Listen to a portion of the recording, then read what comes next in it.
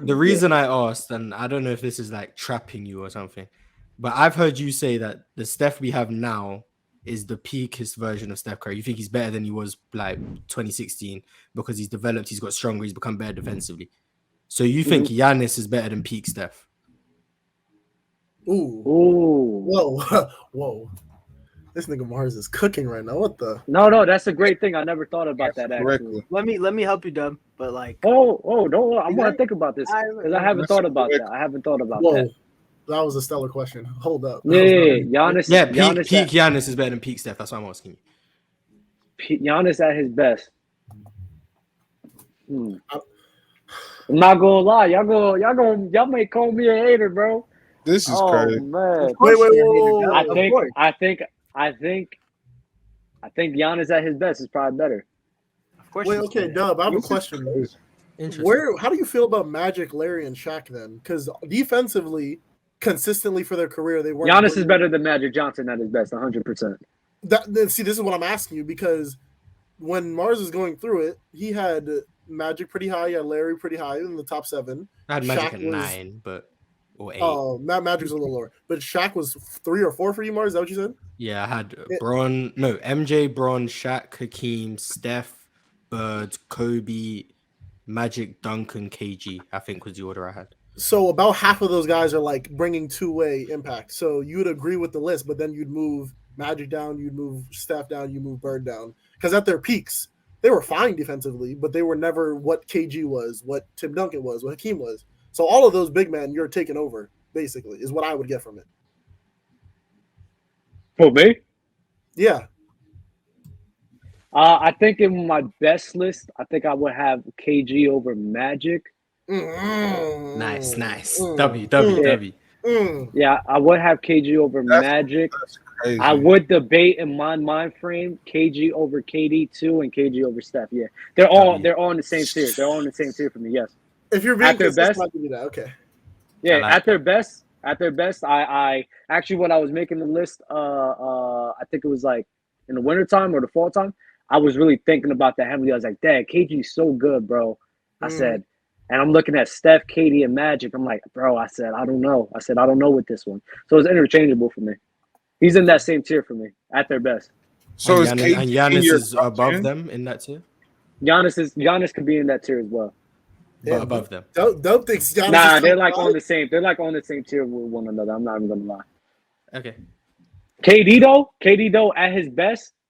So this is who will lead it: KD, KG, Giannis, Steph, Magic. When What? is KD's peak? That's what I was about to ask too. Yeah, I really Golden want to know State, that. Golden State, all the way till now. Whoa. Now? Whoa. Oh yeah. You think his defense is the same as Golden State?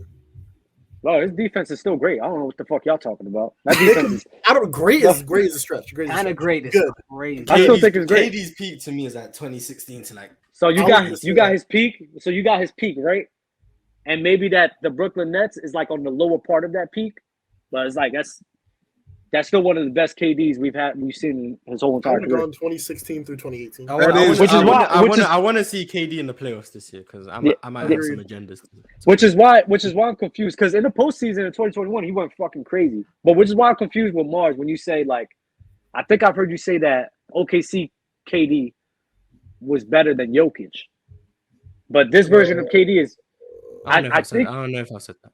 I might have. I don't know if I've said that. Do you agree with it? Yes or no? Okay, like the whole OKC or his last year in OKC?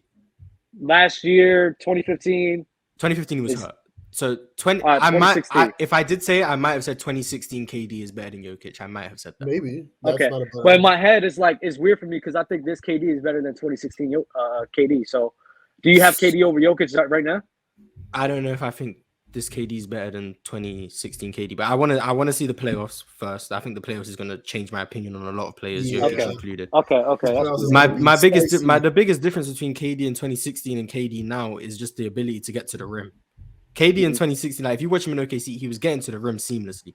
Now he's not, but I also think his shot selection now is just so much better. And It's I think ridiculous. So I'm like, I don't know, KD, like I don't know if I can say it's his peak because his game has changed, but I don't know if his impact has really changed. That's that what I much. was gonna say, Mark. That's why I said I think his I want to impact- see the playoffs. So I don't know how I. But that's why I say I think his impact is prevalent because, bro, let's not forget last season they was a top 2 seed.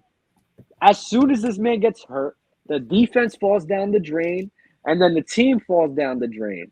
Mm-hmm. It doesn't just fall off a little bit; they go down into the gutter Yeah, because it's- that team was being put on KD's back, and that's one of the most underrated things that people talk about. Which is why I'm not as high on James Harden as everybody else because I'm looking at it. He clearly for the last 2 years benefited from playing next to Joel and Kevin Durant.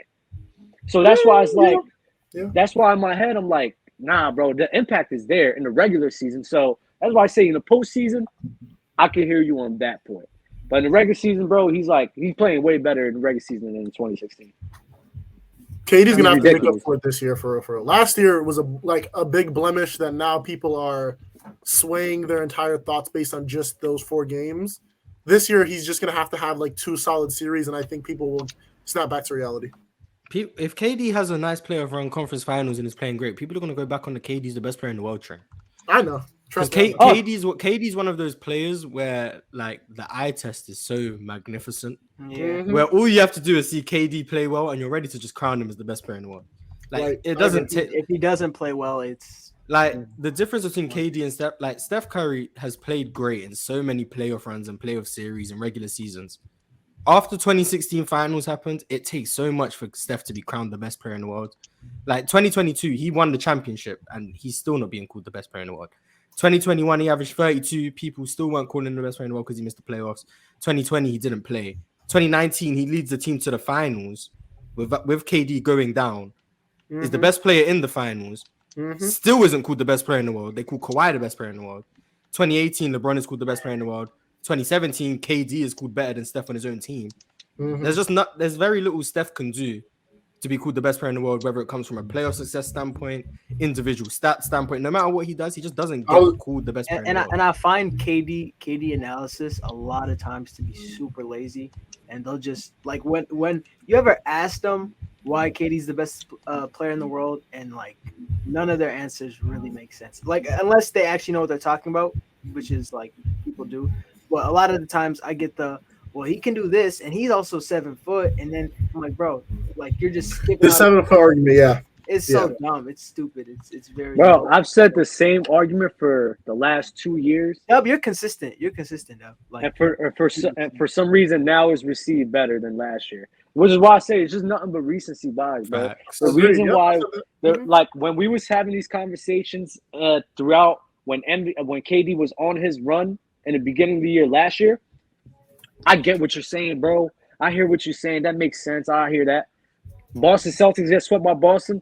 Oh, nah, his defense ain't even like that. You know, his defense ain't even like that. No, he can't pass like that. You know, he can't pass like what you're talking about. Like, yo, the passing. You know what passing showed was me fun. the epitome of recency bias. On the Players Choice TikTok, a clip from like a year ago. There was like on this day a year ago. It was like Prime Luka versus Prime Russ, and I said in the clip, this was a year ago, so April 2022.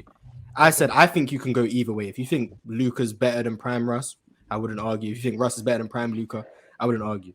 Right. A year ago, when that clip gets mentioned, this is when Luka's having great playoff runs and he's playing great in the regular season. Oh, Luka's better than Prime Russ. Luka's a better playmaker, better scorer, more efficient, better in the playoffs.